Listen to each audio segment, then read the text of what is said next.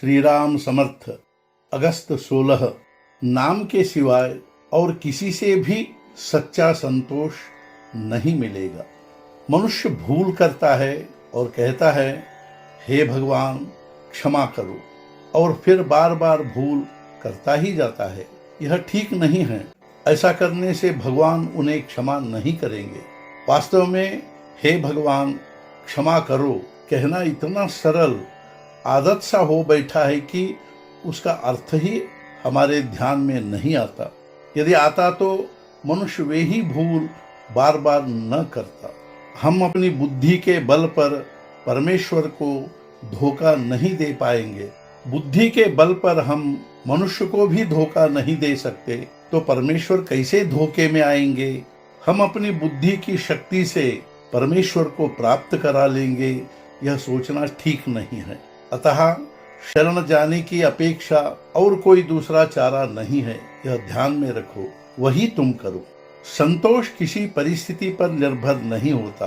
कितने ही पुराण पढ़ लो, अनेक ग्रंथ कंठस्थ कर लो, प्रवचन सुनो, फिर भी मन को संतोष प्राप्त नहीं होगा। कुछ न कुछ आचरण करना चाहिए।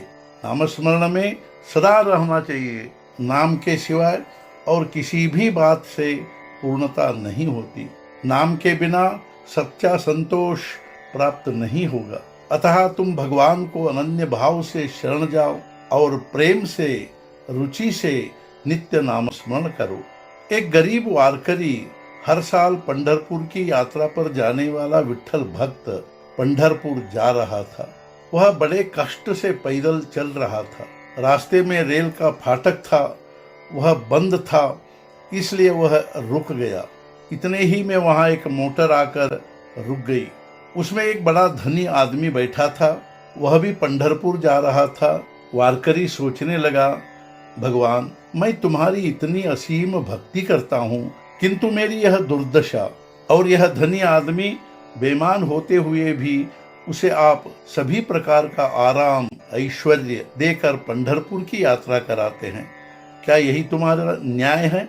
इतने में मोटर का दरवाजा खोलकर दो नौकरों ने उस रईस आदमी के हाथ अपने कंधे पर लिए और उसे नीचे उतारा, क्योंकि वह लंगड़ा था।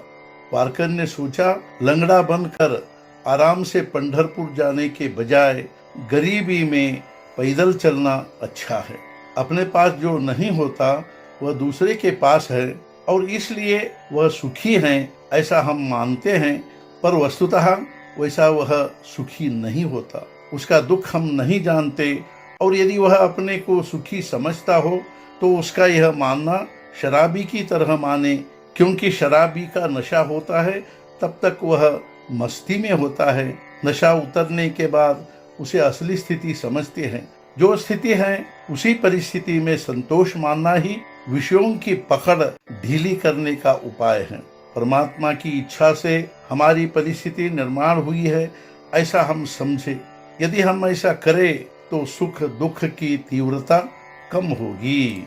आज का मुख्य विचार, जिसका संतोष भगवान पर निर्भर है, उसका संतोष हर परिस्थिति में बना रहेगा।